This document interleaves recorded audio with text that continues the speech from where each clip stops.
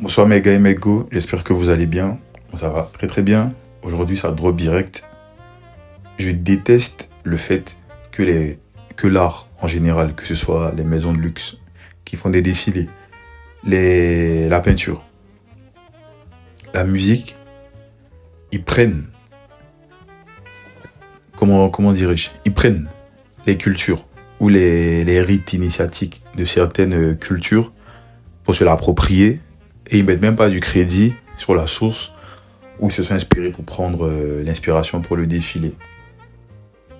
Parce qu'en vrai, on rigole, mais la plupart des choses qui ont été mises à la mode, les trends de TikTok, c'est vrai, il y a un aspect, ouais, c'est stylé et tout. Mais même les bases comme les Timberland par exemple, pour ceux qui savent l'origine, à la base, c'était une chaussure d'ouvrier en 1973. Ça a été créé à cette date. Et au fur et à mesure de l'histoire, ça a suivi toutes les tendances et les mouvances de libération afro-américaine, tout ça. Donc c'est devenu un instrument pour les Afro-Américains de résistance et ça a entraîné tout ce qui est la culture hip-hop, tout ce qui est la culture Tupac, hip-hop et tout ça, tout ça. C'est à peu près à cette époque-là que ça a été créé. Et à la base, c'était pas un message trendy pour faire effet de mode. C'était justement le message d'émancipation et tout qui était sous-jacent à cette trend, on va dire. Et maintenant, la plupart des grandes marques Off-White, Supreme, ils ont repris la Timberland. Et TikTok aussi, il faut qu'on en parle. Ils ont pris la trend des Timberland, ils ont tout mélangé et maintenant tout le monde porte comme si ça n'avait pas d'histoire. Je dis pas qu'il faut connaître l'histoire des pères obligatoirement, je précise obligatoirement pour les porter, mais c'est important de mettre du crédit d'où ça vient. Et même les Timberland, c'est pas le meilleur exemple. Qu'est-ce que je peux vous donner comme bon exemple pour que vous voyez précisément de quoi je parle? Par exemple, les coiffures, en gros guillemets, les tresses africaines qu'on voit souvent sur les défilés, la coiffure bantou, par exemple. C'est comme dans Kirikou, il y avait une meuf qui avait les cheveux là, en mode un pompon, pour faire très très gros. Et genre, cette coiffure-là, je crois que c'était l'année dernière, il y avait une mannequin qui avait fait de la coiffure pour défiler, ou je sais pas si c'était la maison de luxe qui avait dit de faire cette coiffure pour les mannequins. Et à la fin du défilé, les big journaux comme, si je me trompe pas, Vogue, ils ont mis en tête à la une qu'elle a inventé une coiffure, tout ça, tout ça. Donc les gens de la culture africaine, de la diaspora africaine, et les créateurs de mode africain se sont levés pour dire non, ça vient de chez nous, ça. Ça vient pas, c'est pas le mannequin ou la maison d'édition qui a créé ça. C'est un truc issu de l'époque précoloniale. Les gens ils mettaient ça à l'ancienne. C'était pas pour faire joli, c'était vraiment un moyen de... C'est comme une carte d'identité. Genre sur la tête de la personne, avec la coiffure bantou, tu pouvais voir, et ça c'est à peu près avec les coiffures africaines à la base, le point commun, tu pouvais voir peut-être son appartenance sexuelle, peut-être, sa classe sociale, son statut matrimonial, si elle est, bon je vais pas dire divorcée, mais si elle a quelqu'un, si elle a personne, si elle a des enfants ou pas. Et genre tous ces messages-là, c'était sur la tête de la personne. Maintenant, à l'époque, on va dire, quand la colonisation a commencé, les colons, ils savaient très bien que la base d'un peuple, c'est sa culture. Donc, pour vraiment asseoir la domination qu'ils ont eue sur les peuples qu'ils ont colonisés, que ce soit les Amérindiens, les Africains et tout. Et pour ceux qui ne savent pas, même l'Est de l'Europe avait été à la traite arabo-musulmane. Il y a des esclaves qui venaient d'Europe, qu'on venait capturer d'Europe pour les envoyer dans les pays où la traite arabo-musulmane était à fond. Mais ça aussi, c'est un autre débat pour ceux qui ne savent pas.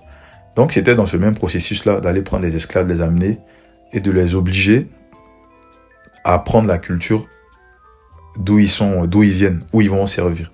Donc on tue leur culture, on jette ça loin, on détruit carrément. Parce que par exemple, il y a plein d'archives qui n'existent plus, il y a plein de peuples qui ont été décimés, il y a plein de langues des peuples avant la colonisation qui ont été oubliées tout simplement ou détruites parce que les gens, on leur a enlevé leur culture. Donc, lorsque des gens, par exemple d'Afrique, des créateurs de mode, ils connaissent encore l'histoire, mais c'est logique, c'est même normal que les gens ils se plaignent, c'est pas une victimisation, non, non, non. C'est vrai, tout le monde peut porter ce qu'il veut par rapport à la culture des autres, mais à mon avis, je pense qu'il faut avoir un certain respect par rapport à ça. Ou mettre made in, je sais pas, made in Nigeria, made in Côte d'Ivoire, made in Mali. Parce qu'il y a plein de symboles à l'heure actuelle qui sont issus de la culture, qui ont été des moyens d'expression par rapport à des luttes historiques qui sont utilisées comme moyens pour flex. Par exemple, le kéfier. À la base, c'était, pour faire très très court, à la base, ça avait été utilisé et porté par Yasser Arafat. En gros, c'était, on va dire, le chef de la résistance palestinienne avant que les conflits entre l'Israël et la Palestine soient beaucoup plus virulents. Je crois que c'est avant les intifadas, si je ne me trompe pas, ou dans la période. Je pense que c'est dans la période.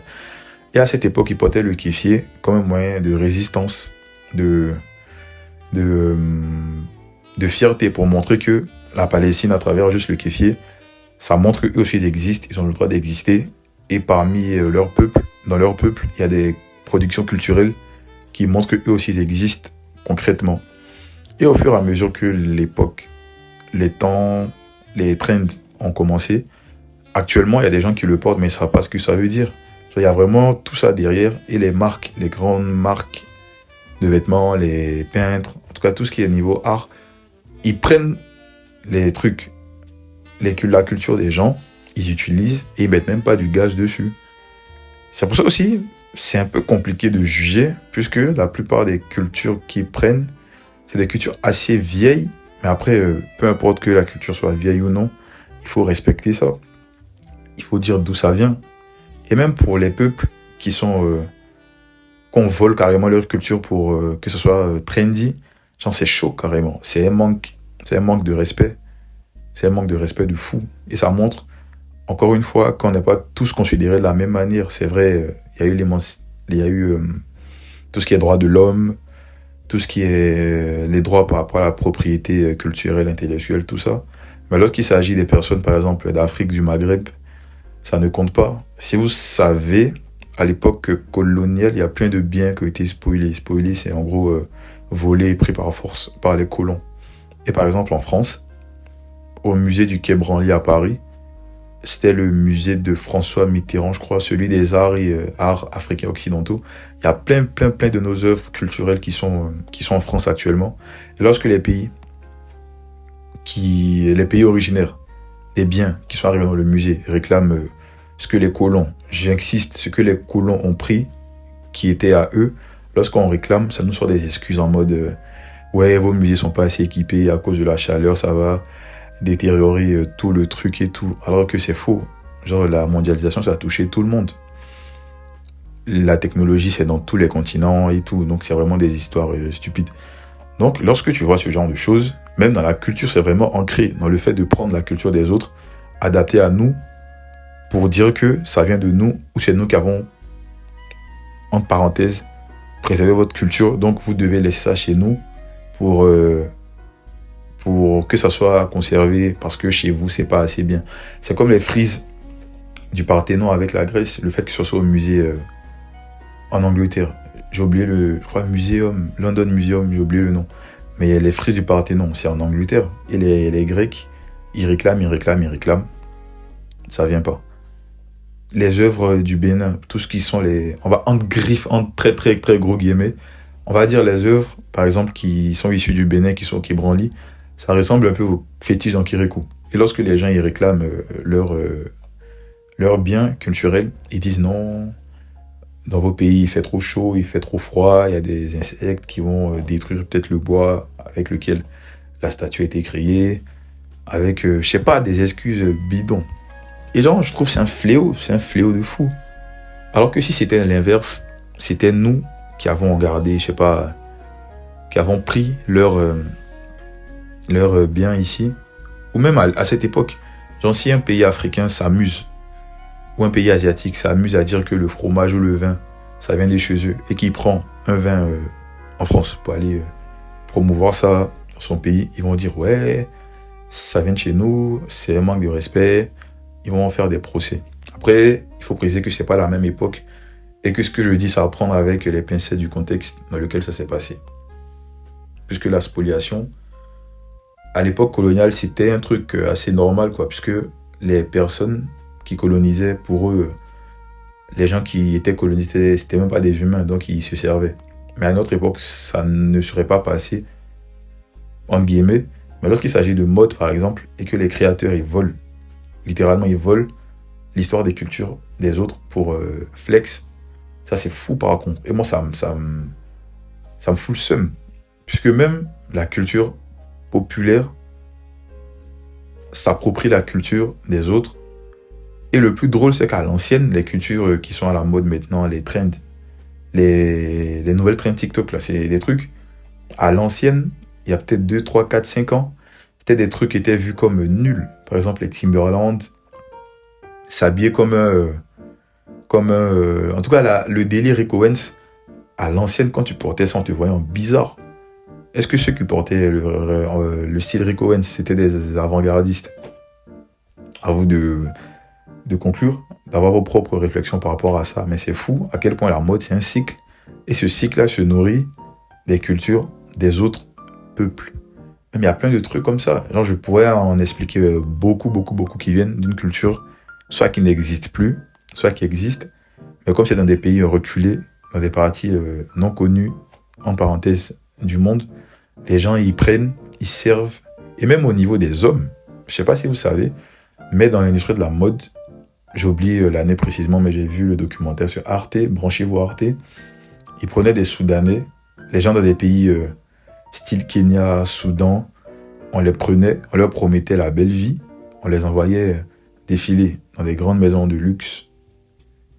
Ils finissaient de défiler, on les payait pas, wesh. Juste parce qu'ils ont des traits atypiques. Et même les hommes, dans ce processus d'appropriation, on les utilise juste pour faire du profit. Alors que la culture des gens, c'est primordial, wesh. Genre, c'est pas des trucs auxquels on s'amuse. C'est vraiment la base de l'homme. Après, ça nous étonne que la plupart des... Par exemple, je prends l'exemple de l'Afrique. Les gens d'Afrique, ils sucent la culture européenne parce qu'ils ne savent pas d'où ils viennent. Et la culture que leur a été imposée, c'est sûr qu'ils vont la sucer puisque ils n'ont plus l'esprit critique pour se dire que, en vrai, qu'est-ce qui se passait avant la colonisation? Peut-être qu'il y avait des trucs qui se passaient avant ça. On ne sait pas. Et même dans l'éducation de l'histoire en Afrique, la plupart des cours d'histoire, on parle beaucoup plus de l'ère coloniale que ce qui s'est passé avant. Alors que sûrement l'Afrique, c'est l'un des pays, des continents les plus vieux de l'histoire. Si je ne me trompe pas, la première vie humaine, ça a été en Tanzanie, je crois que ça a été retracé. Même à l'époque égyptienne, tout ça, il y avait des liens avec l'Afrique. Il y avait des choses qui s'étaient passées, quoi. Tout ce qui est Sundiata Keita, tout ce qui est Mansa Moussa, il y avait là les trucs qui s'étaient passés. Mais le fait que les colons, les Portugais, les Espagnols, les Français et toute la clique, ils aient atterri en Afrique, ils aient tué nos cultures, ça fait que maintenant, les gens utilisent notre culture en mode c'est des vasieux. Alors que c'est un truc, ça doit pas être normalisé. Puisqu'on part du principe que tous les hommes sont égaux, ont le droit de savoir d'où ils viennent, tout ça, liberté, égalité, tous ces grands mots, ces grandes valeurs qui sont prônées. Mais lorsque tu regardes dans la pratique, c'est pas vrai, quoi. Et vous savez très bien de quoi je veux parler, je vais pas rentrer dans les détails. Mais il y a plein de choses comme ça, tu as l'impression que les droits de l'homme, ça s'applique qu'à l'homme blanc, l'homme occidental, l'homme qui a la couleur de peau noire, le cliché, l'homme qui a la couleur de peau blanche, yeux bleus, vraiment le cliché de l'occidental. Et nous, les Africains, les Asiatiques, les Américains, les Latino-Américains, on est, comment dirais-je, on est marginalisés, on est sous-représentés, ça c'est un fait. C'est un fait que ce soit dans la musique, dans le cinéma, dans l'art en général. Il faut vraiment qu'on soit des gens, en parenthèse, extraordinaires, pour que notre art, ce qu'on fait, ça prenne de l'ampleur, quoi. Voilà. C'était un coup de gueule. Respecter la culture des gens. Et c'est ce que je déteste dans les industries de la mode, de l'art et tout. Ils prennent la culture des gens ils prennent la culture des gens, la culture qu'ils ont volée, qu'ils ont diabolisée, et la réutilisent pour faire des trends. Et en plus, ces trends-là, la plupart du temps, TikTok aussi, ils accentuent. Après, les gens, ils vont gatekeep le truc. Après, tout est mélangé. Ouais, je sais pas, c'est bizarre. Voilà, c'est tout ce que j'avais à dire. À la prochaine. Et respectez la culture, le vêtement, l'origine du vêtement que vous portez. Renseignez-vous sur d'où ça vient. Ça peut vous dire beaucoup de choses sur comment la société évolue et comment la mode, les critères de beauté, etc., c'est cyclique. Et à des époques, il y a un style qui sera privilégié parce que peut-être la classe dominante, ils ont voulu imposer une idée de perfection à la classe, aux prolétaires. Et à un autre moment, ça va changer. Ça va changer, ça va changer. Ils vont rendre des trucs démodés, après ça va redevenir à la mode. Pour quelles raisons? Pour manipuler les populations. À vous de vous poser les questions. Donc ouais, respectez les cultures des autres. Arrêtez de vous approprier la culture des autres, que ce soit les grandes marques, même les gens qui font des marques indépendantes.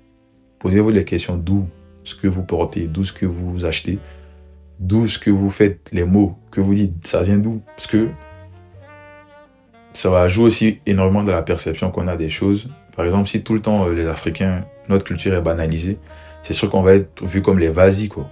Parce qu'on ne sait pas que c'est notre culture aussi. La connaissance, c'est une arme. Et on n'arrive pas à la défendre parce qu'on ne sait pas que c'est la nôtre. Donc lorsque c'est utilisé, les gens vont sucer les maisons de luxe qui vont mettre ça à la mode alors que ça vient de chez nous. Voilà. Prenez soin de vous. À la prochaine. Ciao.